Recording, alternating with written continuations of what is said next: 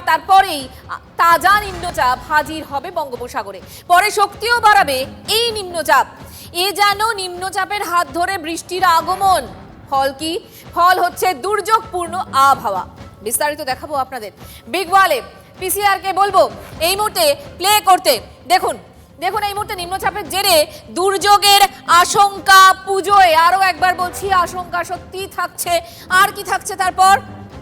পুজোয় প্রায় রোজই বৃষ্টির পূর্বাভাস, এ কথাটাও বলতে হচ্ছে। সত্যি এ কথা শুনতে আপনাদের ভালো লাগছে না, কিন্তু এটাই বাস্তব এখনো পর্যন্ত। পুজোয় দক্ষিণবঙ্গে ভারী বৃষ্টির সতর্ক বার্তা এবং চতুর্থী, মানে যে সময়টা একেবারে মাহেন্দ্রক্ষণ বলা যায়, সেই চতুর্থী থেকে সপ্তমী উপকূলে ভারী বৃষ্টির আশঙ্কার কথা বলছে আবহাওয়া দফতর। অষ্টমী থেকে দশমী আরও কিছু জেলায় ভারী বৃষ্টির আশঙ্কা থাকছে এবং পুজোর শেষের দিকে বৃষ্টির পরিমাণ বাড়বে এমনটাই মনে হচ্ছে। এবং কলকাতায় দফায় দফায় বৃষ্টির পূর্বাভাস। এই যে সকলে মিলে প্যান্ডেল হপিং করেন, কিন্তু বৃষ্টি হবে।